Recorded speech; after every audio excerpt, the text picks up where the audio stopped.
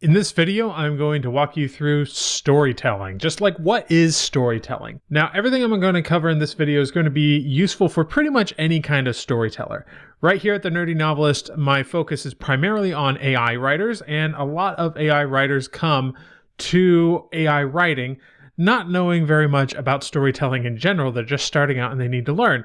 And the thing is, even if you're using AI to write, you absolutely need to understand basic storytelling. And whether you're writing novels, screenplays, video game scripts, the comic books, anything that tells a story, everything I'm going to cover today will help you with that. And I highly recommend you stick to the end because every single piece of this is absolutely essential. So to start off, there are 7 pillars of storytelling. So to start off, there are 8 pillars of storytelling. Some people have more, some people have less, but I think it's fairly safe to say that each one of these plays an important role in the, telling a good story overall. The 8 pillars are concept, plot, character, setting, conflict, theme, your individual scenes, and then your voice. We're going to run through each of these really briefly here in this video. So let's start with concept. My favorite idea of concept comes from Blake Snyder's Logline, which you can read about in his phenomenal book, Save the Cat. I highly recommend anybody who wants to get into storytelling look up that book and read it. But the logline is essentially you want to be able to boil your story down to something very simple, which is what he calls the logline, which is someone, usually your protagonist, wants something, which is the goal of the story, and goes after it against great odds and or obstacles, which can be the antagonist or the main conflict. That's the essence of a logline. If you cannot boil your story down to that core essence, then you probably need to start over. You need to find a way to make it work with that core essence, and then you have a good story. Now, I will say a lot of people say the idea is not really that important, right? Because in the hands of a skilled writer, any idea can work. There's actually a great story about Jim Butcher, author of the Dresden Files, where he was challenged on this idea. He said any author can make any idea work. The idea can be anything. It can be dumb, but in the hands of a skilled author, it can be made right. And he was challenged on this, and the person challenged him to say, write a story about the Roman Legion meets Pokemon, which, first of all, I don't think that's actually that bad of an idea, but he took that to heart and actually created a series called the Codex Alera series. I believe that's what it's called. And that series went on to be a bestseller for him. And so ideas can come from anywhere. And even though in the age of AI, I do think ideas are going to be more important as we go along, I will agree that execution is more important. But that said, you do want to be able to boil down your story to the core concept. Otherwise, you're not going to see a lot of success. All right, let's move on to the plot. The plot is basically what most people think about when they think about storytelling. It's like what actually happens. And I usually like to start with plot. It's one of the easiest to learn because there are specific structures that people use. And this is basically, your character goes on an adventure, right? And that's why I've got the image here of Mr. Bilbo. The hero goes on an adventure and then comes back changed. That's the core essence of a plot. Something happens to disturb the ordinary world of the character. Now, there are a ton of different story structures, but the one that is pretty much universal in most stories is the 3-act structure. This is just a really quick overview of the 3-act structure. I'm not going to go through each of the points you see here, but what happens with 3-act structure is you basically have a rise and fall of action. And it kind of escalates and then goes down and then escalates and then goes down and gets your tension and suspense and everything gets higher and higher and higher until it climaxes. And then it falls off and moves on from there. Act 1 is typically the act where we get to know all of the characters, where we get to kind of understand the situation, and it usually ends with something called the inciting incident, which is that big thing that happens that brings the character onto the adventure and thrusts them into the action of Act 2. And Act 1 usually takes place in about the first 25% of the story. Act 2 is the largest act, and it's usually kind of a roller coaster of events, things that happen to the protagonist that get in the way of them achieving their goal, and they try and they fail, and they try and they fail, and it's just a lot of back and forth from that, and throughout the course of that, they have to change a little bit so that they are no longer who they were at the beginning, but by the end of Act 2, they are a changed person, usually for the better. Act 3 begins with the climax of the whole story, which is where everything comes to a head, and the hero either wins or loses, depending on the type of plot you're telling. And then there's something called a resolution that follows after that, where all the loose ends are kind of tied up. Often the hero kind of goes back to their ordinary world, the place where they're kind of from, and you can get a real sense of the change that has happened to them over the course of the story. That is the basics of plot. Now, there are a lot of different plot structures, and I recommend looking these up. They're all very similar in a lot of ways, but some to look at are Save the Cat Beat Sheet. I've already mentioned Save the Cat. It's a great book to read. The Hero's Journey is another one. The 24-chapter novel outline is one that I talk about a lot on this channel because it works really well with AI and follows the 3-act structure very well, very closely. And then Dan Harmon's Story Circle is another one. It's kind of an adaptation of The Hero's Journey. The 7-point structure is another one that's also really good, especially if you are a pantser or someone who writes by the seat of their pants rather than creating outlines ahead of time. The 7-point story structure might be one you want to look into, because even if you write by the seat of your pants, you still need to actually have structure. You just don't have to plot it out ahead of time, but you're going to need it eventually. All right, that brings us to character. Okay, so character is another, and arguably more important than the plot, depending on who you ask. I see it as equally important as the plot. I'd say both you kind of need to have a good plot and good character to make it work. But a character is really, we're going to talk about it, there's really 3 different types of character to be aware of. The first is a positive arc. So you'll hear a lot of this stuff in storytelling about this idea of a character arc. So what is a character arc? Well, put simply, it is a change that happens to your character. So if you look at them at the beginning of your story and you look at them at the end of their story, they will be different by the end of the story. That is a character arc. A positive arc is the most common type of character arc, where at the beginning of the story, the character has something that they kind of need to learn, something they're not so good at, flaw that they have. And then by the end, they have overcome that flaw and they are a better person. So think Luke Skywalker, Harry Potter, basically all of the heroes of all of your favorite Disney movies, everything. Most stories are positive character arcs. But you do have some outliers. For instance, you can have negative character arcs, which is the opposite, obviously, of a positive character arc. So some good examples of this are Walter White from Breaking Bad, Anakin Skywalker from the Star Wars prequels, and several others. You might also have villains inside your story that go through a kind of negative character arc. And while these stories are less common, they can often be some of the most powerful stories out there when handled well.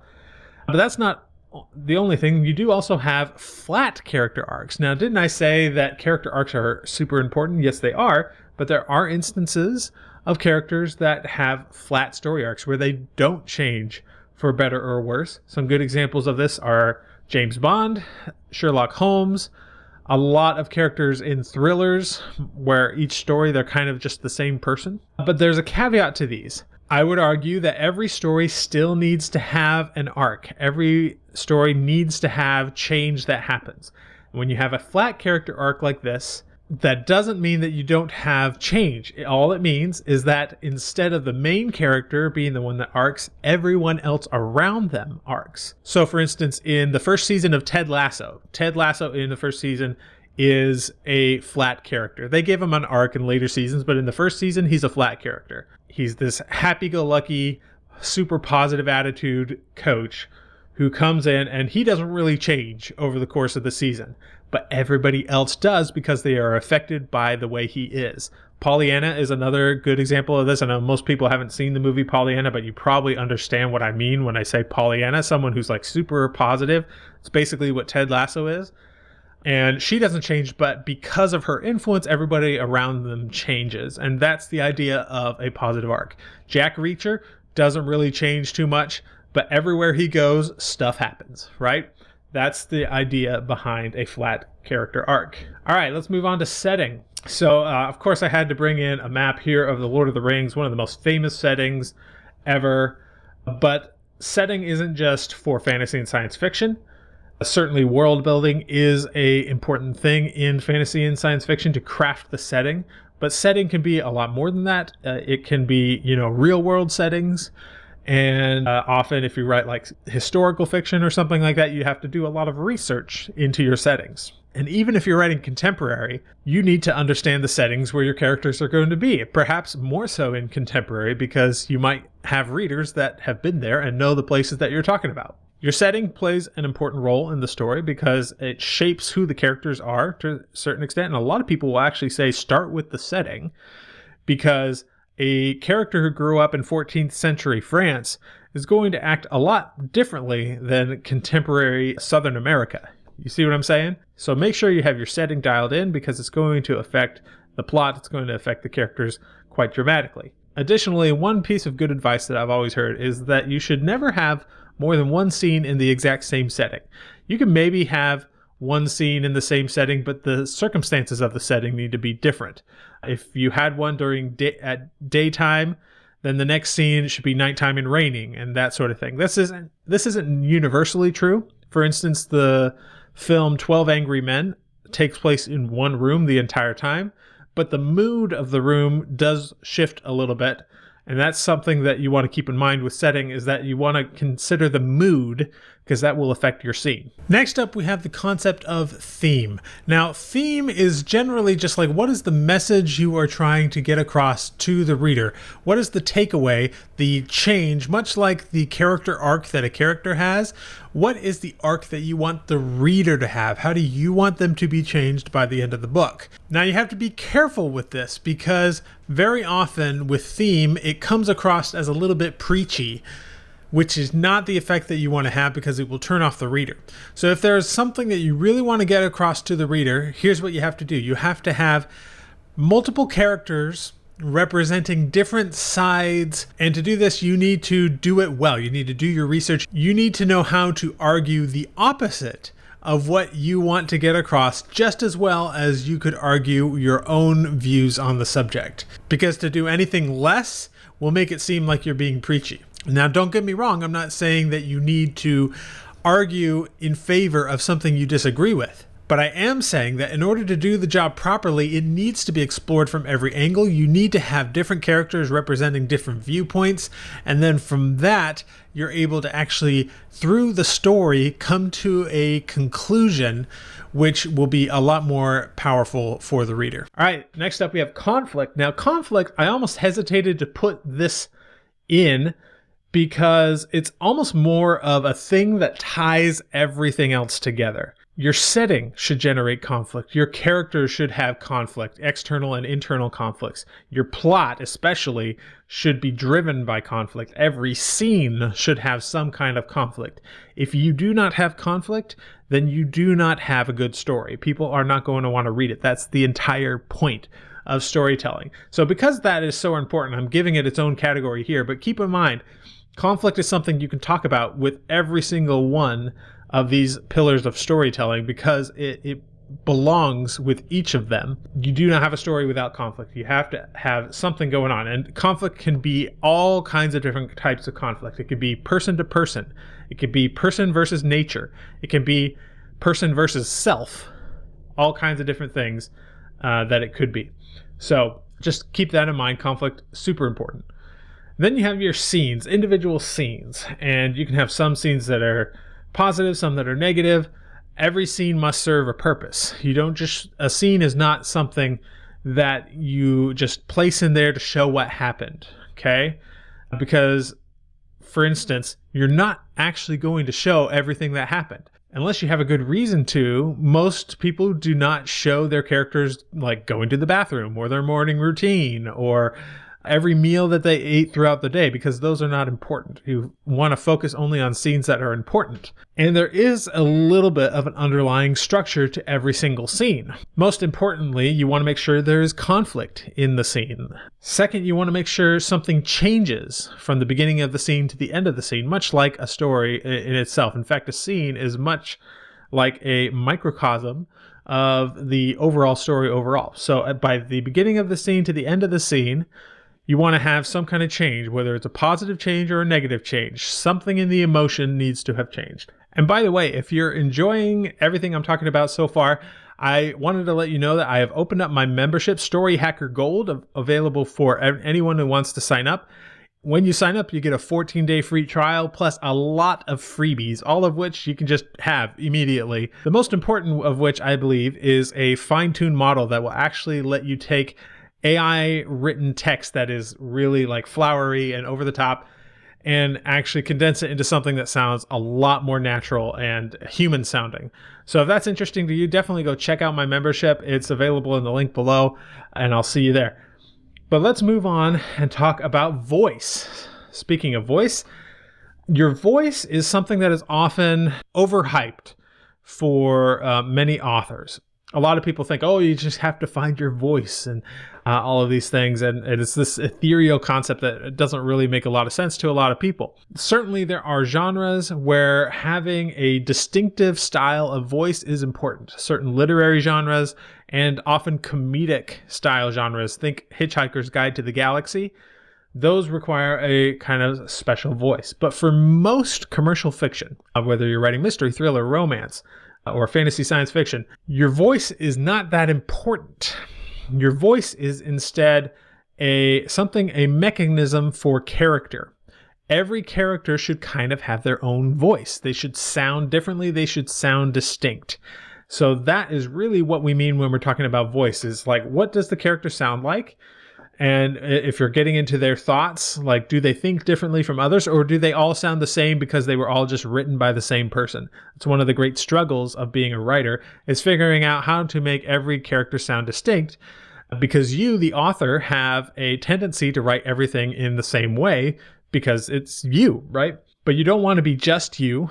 You want every character to sound unique. And I actually envision a future where we'll be able to have fine-tuned models that are trained on a specific character type, so that every time you use that fine-tuned model, the character sounds a little bit different, and you can actually have a real distinction between characters like that. I think that's going to be super cool coming into the future. And that is why I'm giving away one of my fine-tuned models that I actually use in my membership. So again, go check that up if you want. There are, however, a couple of things that people talk about a lot to improve your voice, because even if you aren't trying to do like a comedic novel like Hitchhiker's Guide to the Galaxy or the great literary novel, there are some ways to do voice the wrong way. And these are particularly prevalent for newer writers. So the most important one, and probably the one that is talked about the most, is called show don't tell. And it's this concept that's really difficult for newer writers to get, but once you've been writing long enough, you'll finally, at some point, it'll click. And it becomes much easier to identify moments when you are telling and you should be showing. A simple example of this is, instead of saying, John was tired, you say, John took off his glasses, rubbed his eyes, and let out a deep sigh. Don't you see how that is, you're actually showing him tired. You're not telling the audience that John is tired. If you tell the audience that John is tired, they have to take you at your word. But if you show them by like taking off the glasses and sighing and rubbing his eyes and looking at his watch and all of these things, all of those things will show the audience, and they don't need to take you at their word. They can see it. They understand what it is. That's the basics behind show don't tell. And it's one of the easiest hallmarks of a novice writer, is that they are telling more than they should be showing. So that is the basics of voice. And that just about does it for Storytelling 101. I hope this was useful. And I know this was not so much about AI, but if you want to see more videos like this one, actually getting into the principles of storytelling, I would really love to know. Let me know in the comments because I would really love to make more videos like this and diving deeper into each of these concepts. So if that sounds good to you, let me know. I'll see you in the next video.